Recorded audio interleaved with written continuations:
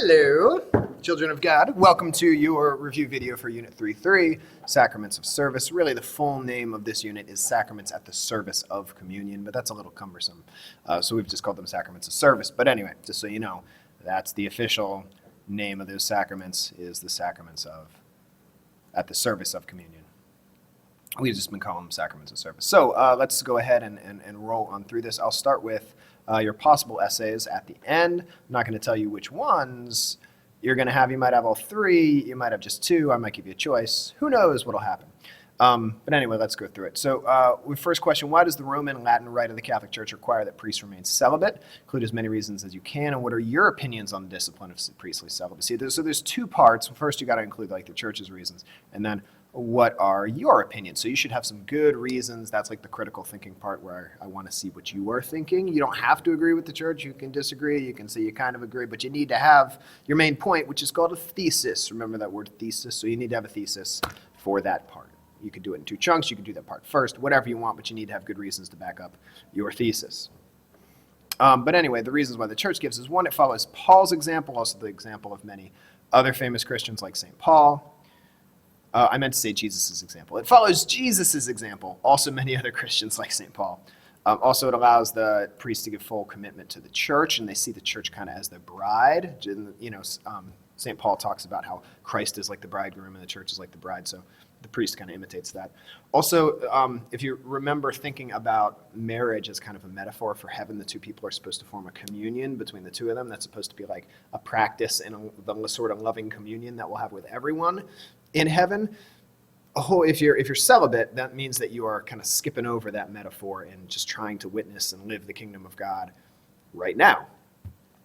And that's the last one, is that it really is a good witness for the kingdom of God because it makes people stop and say, hey, why would that person be celibate? So it is just kind of a sign to people, to non-Christians, or even to people who are Christians, that makes people say, wow, they're really devoted. So it is kind of a good witness, I think. And then you need to come up with the second half. What are your opinions on the discipline of priestly celibacy? How does a holy marriage imitate the love of God? If you remember the two purposes of marriage, that marriage is for creation of new life, and so to allow the spouses to bond and give themselves to each other totally. Those are the fancy words for those are the procreative and the unitive purposes of marriage. Those are exactly what God does for us. God created us, and then he gave himself for us in love, in the person of Jesus, who came here as a human and lived with us, and even to the point of death. Loved us totally. So marriage allows us to do both those things that God does for us, creates us and gives himself to us in love. There is a difference between a divorce and an annulment. What's a valid reason for an annulment? This is another two-parter. So first of all, a divorce is a declaration by the state or the government that a valid marriage contract is now broken. There was a valid marriage, now there's no longer a marriage. That's what a divorce says. An annulment is different. It's a declaration by the church that a valid marriage covenant was never fully formed. So you wouldn't say that you were married in the church and now you're not anymore. You would say that, well, really our marriage was declared null. It was declared invalid because at the time of the marriage, either one or both of the spouses didn't mean or somehow didn't understand the vows: free, total, faithful, and fruitful. All right, so those are the three possible essays. Your vocab here, bishop, priest, and deacon, those are the three stages of the sacrament of holy orders. You get ordained as a deacon, then a priest, then a bishop. A bishop is an overseer or supervisor of a diocese, of a geographic region within the church, and they're seen as the successors of the apostles. A priest is they're the primary ministers of the church, specifically when it comes to the sacraments and the preaching of the word. Deacons are seen as assistants and helpers of the church, and they're normally involved in the service of the church. There's two types of deacons, which we'll get into in a little bit. Celibacy is the practice of not marrying or having any romantic or sexual relationships, and priests and bishops in the Catholic Church, that's the rule right now, that all of them, for the most part, with a few exceptions, have to be celibate. And then we talked about four types of love. There's only two I'm going to want you to know. This is from notes 2. Eros is the romantic feelings and desires of love, like falling in love or being in love with someone.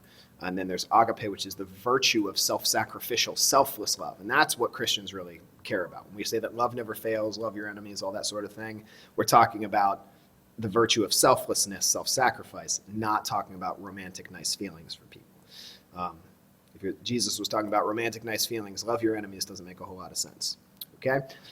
So the Christian virtue of love is agape. And we're back. I got interrupted by an announcement. Sorry about that. The domestic church is kind of a nickname within the church for the family. The family is supposed to be a domestic church. Each marriage and group of children is supposed to be like a little faith community where people are formed in their faith. So more so than the priests and your religion teachers and religious ed teachers, your parents and your family is supposed to be the place where you learn about the faith the most. Discernment is the art of listening to and interpreting the voice of God. So you discern whether you want to be a priest, discern whether you want to get married, discern who you get married to. You would discern where you want to go to college, you can discern anything. It's a prayerful decision-making process. 3 stages of sacrament of holy orders, we talked about that. 2 purposes of the sacrament of marriage, we talked about that in the essay. The 4 marriage vows, free, total, faithful, and fruitful. Have you come here freely and without reservation to give yourself to one another as husband and wife in lasting fidelity, and will you accept children lovingly from God? Those are the 4 vows you take when you get married in the Catholic Church.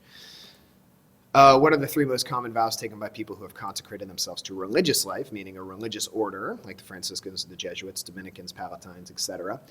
Poverty, chastity, and obedience are the 3 most common, although some orders take extra vows, like the Jesuits. Pope Francis is a Jesuit. The Society of Jesus is what he belongs to. They take a vow of special obedience to the Pope.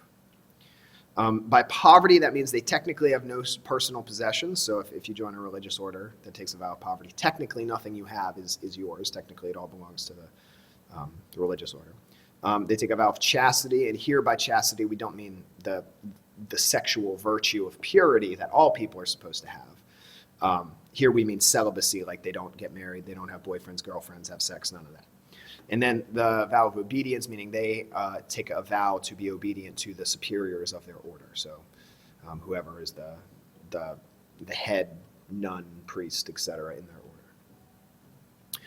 Number 5, what's the difference between a civil marriage and a sacramental marriage? A civil marriage is a contract understood by the state. It's a legal contract where in the church, a sacramental marriage is considered a church covenant. It cannot be broken. It can be declared not valid from the beginning, but it can't be broken once it's validly formed. What role does sex play in marriage? Sex is supposed to be the consummation of the vows. It kind of almost acts as the matter in the sacrament. Remember, the matter is the physical thing that happens in the sacrament, like the water at baptism. Sex it's not technically the matter, but it kind of acts that way because after the ceremony, that's what consummates the vows, which is the form of the sacrament. And then every other time the couple makes love, they are renewing their marriage vow. So every time a married couple makes love, they're supposed to be saying, I give myself to you freely, totally, faithfully, and fruitfully. That is kind of a key to understanding most of Catholic teaching on sexuality. Why is non-marital sex wrong? In non-marital sex, I mean anything that doesn't fulfill the 4 marriage vows. Here, because it doesn't express the marriage vows, either it's not free, or it's not total, or not faithful, or not fruitful. And I made a little chart in notes number 2 on this, on various different types of sexual actions that, and this is kind of a guide to what's right and what's wrong in Catholic understanding. So can these things be free? Can they be total? Can they be faithful? Can they be fruitful? Unless they satisfy all 4, then they're not fulfilling the marriage vows, and the church would say that they tend to be more lustful than total self-gift. Number 8, at the wedding, what is the purpose of the priest? He's the witness of the church. He is not the minister. It can also be a deacon. For a valid marriage to occur, what people must be at the wedding? You need the spouses to be there, obviously. You also need a witness of the church, priest or deacon, and you also need one witness from the family. You need like one other person. The difference between a religious and a diocesan priest: the diocesan priest belongs to the diocese, meaning like the geographic area that the bishop is in charge of. So like Father Bill at St. Mary's belongs to the Diocese of Washington and is loyal to the bishop. Whereas if you are a religious priest, you belong to a religious order like the Franciscans, the Jesuits, the Palatines, etc. And you could be sent anywhere that order has priests. They wouldn't stay just in the Archdiocese of Washington. 2 types of deacons, transitional and permanent. So if you are a transitional deacon, that means you're only going to be a deacon for like a year or 2. You must be celibate, and that means you're going to become a priest eventually. So Father Bill was a deacon, transitional deacon, before he became a priest. You could also be a permanent deacon, like Deacon Justice, and that means you can be married, although you got to be married first, and that means you're going to remain a deacon forever. You won't go on to be a priest. What does the church teach about the following? And we did a whole day and a whole unit on Catholic Church teaching on homosexuality. You can find that in Notes 2.5. I called it Notes 2.5 and not Notes 3 because it's so closely related to Notes 2 on marriage. But here's kind of the Spark Notes version. The church considers homosexual desires disorder because it reflects a disorder, something out of order between body and soul. You know, a male body is kind of designed for a female body, and a female body is designed for a male body. But yet, if you have desires for the same body, there's something like out of order there. Okay. So it's not saying those people are bad or evil or, you know, broken or whatever. It just means that there's kind of something out of whack between their desires and the type of body they have, their gender. People with homosexual desires, the church teaches that they are beloved children of God just like the rest of us. They're not automatically worse or bad or going to hell or evil or any of that. Although a lot of people think that's what the church teaches. It's not. What does the church teach about homosexual actions? That they're sinful because they fail to fulfill the marriage vows, just like on that chart that I went over in notes number 2, right here. But also because they tend to be more about lust than they do about total self-gift. So oral sex and other types of sex, when they're used as a substitute for total sexual intercourse, they tend to be more about the two people being pleased by one another and less about being open to new life and the total self-gift of the spouses. And that's true for heterosexual couples too. Do all Catholic priests take a vow of celibacy? No, they don't. There are some exceptions, like if you were like a Lutheran minister who was married and you became Catholic, you could still be a Catholic priest and married. And also there's many types of Catholics other than Roman Catholic. There's what are called different rites of the church.